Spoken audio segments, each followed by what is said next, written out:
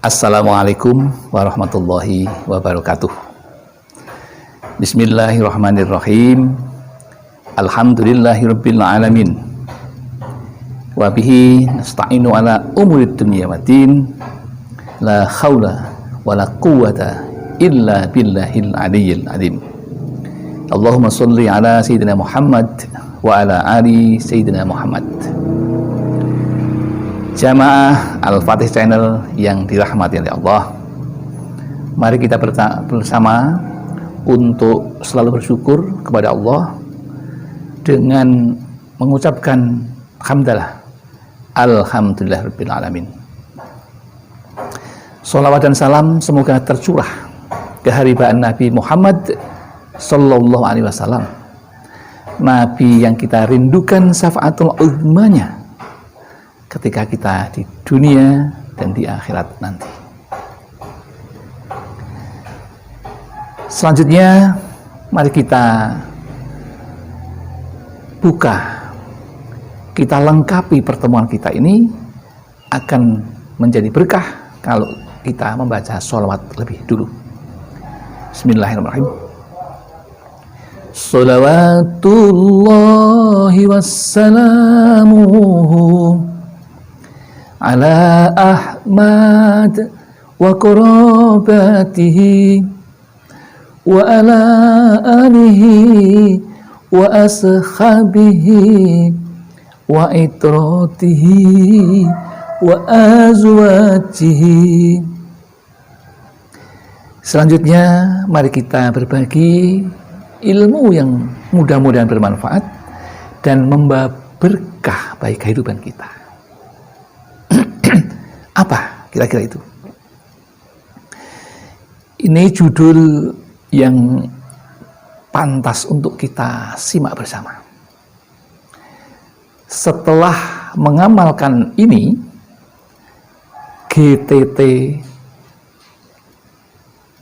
guru GTT jadi pengusaha sukses dengan omset miliaran. Ditilik dari judul ini sesuatu yang kontradiktif. Guru GTT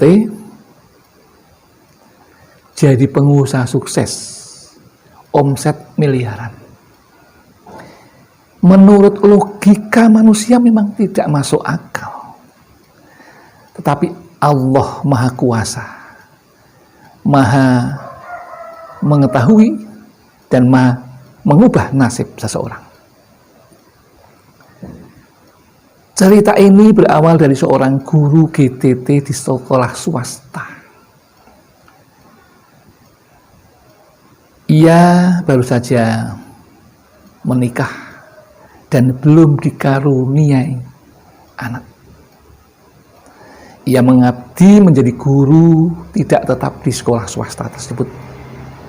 Kemudian suaminya bekerja serabutan, berkebun, menanam ketela, mengambil pohon pisang untuk dijual, yang hasilnya tidak seberapa.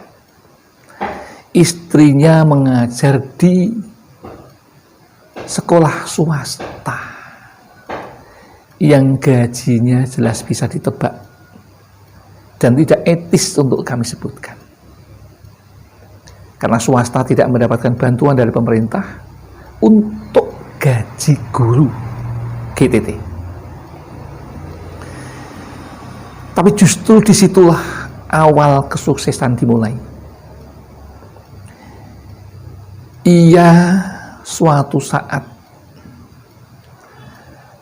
menjenguk seorang siswinya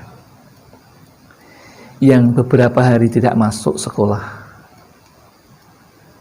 Setelah dijenguk ternyata ia itu hanya sering tidak makan pagi karena memang tidak ada seorang anak yatim.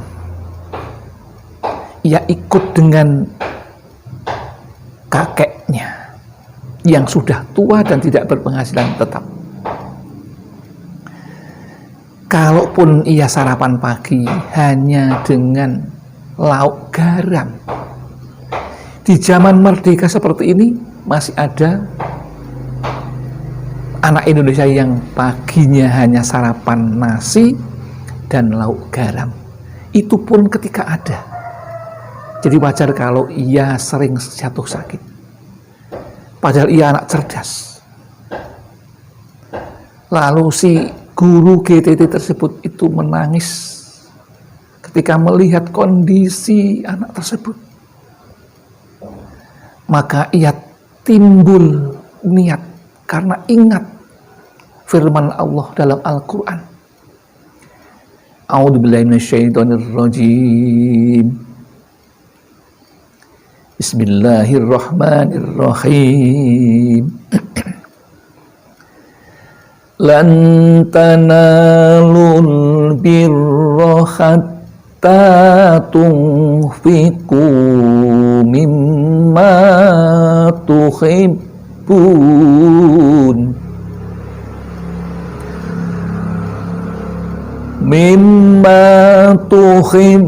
wa ma tunfiqu min syai'in fa innallaha bihi alim. Sadaqallahul adzim. Ketika ingat ayat itu dalam Al-Quran surat Al-Imran, dia menjadi merasa bersalah kepada Allah. Kalau ternyata ada orang yang lebih miskin dan berhak untuk disantuni, yang artinya kamu tidak akan mencapai bakti sempurna sebelum membelanjakan setengah harta yang kamu cintai. Sementara dia dan suaminya yang tidak punya pekerjaan tetap, ia hanya seorang guru GTT dengan gaji yang sangat pas-pasan untuk makan berdua tidak cukup. Tapi timbul azam di dalam dirinya, berjanji kepada dirinya untuk memberikan gaji itu kepada si yatim. Dan dia berjanji, apabila diberi rezeki, dia berniat untuk membiayai sekolahnya. Maka sejak itu gaji yang tidak seberapa itu dikasihkan untuk anak yatim ini, sekedar untuk makan, untuk jajan. Sebulan dia nggak pernah menerima.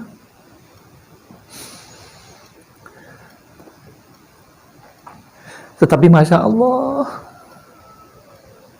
Tuhan Maha Kuasa. Akhirnya justru setelah itu Allah mengganti dengan sangat cepat.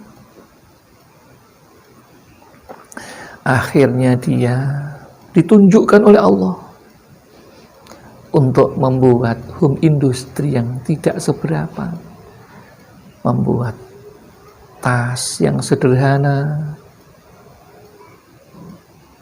tetapi lama-kelamaan menjadi besar dan modal datang dengan sendirinya. Ada orang yang meminjami, ada orang yang memberi bantuan untuk modal tanpa harus membayar jasa bunga.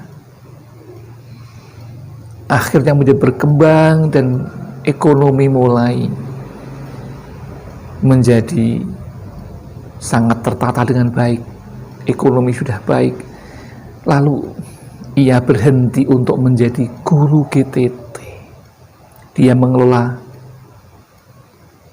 home industri yang berupa tas dan laku luar biasa, sehingga saat itu bisa meneruskan niat yang baik, kemudian membeli mobil jenazah angkutan untuk jenazah yang memang dikhususkan bagi siapa saja yang mempunyai kepentingan untuk membawa saudaranya ke rumah sakit, sediakannya dengan gratis. Lama-kelamaan bisnisnya menjadi berkembang, bahkan saat ini dia bergerak di plafon PVC dan jasa pemasangannya. Dan itu hanya satu-satunya di Jawa Tengah yang seperti itu, omsetnya Jawa Tengah. Sekarang omsetnya sudah miliaran. Tetapi beliau berdua tidak pernah melupakan syukur kepada Allah. Setiap ada hari raya Idul Adha selalu berkurban dengan satu lembu.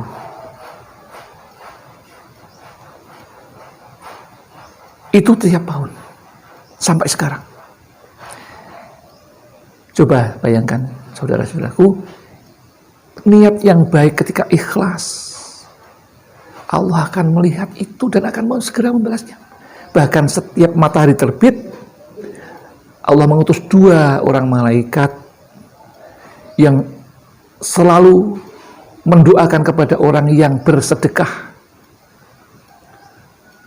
yang intinya, ya Allah, gantilah orang yang sudah bersedekah pada hari ini dengan segera.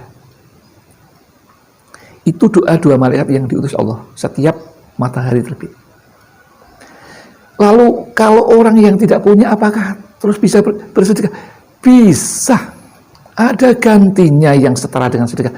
Sholat duha 2 rakaat sudah cukup untuk mengganti sedekah yang 360 tulang kita ini juga perlu disedekahi setiap hari. Kalau tidak punya dan tidak bisa sholat duha, ya belajar. Setelah itu ada yang lain. Sedekah itu tidak harus dengan uang. Memberi separuh kurma itu sudah sedekah. Mengajak kepada kebaikan sudah sedekah. Mengajak untuk mencegah kepada kejelekan itu juga sudah sedekah. Banyak hal bisa dilakukan.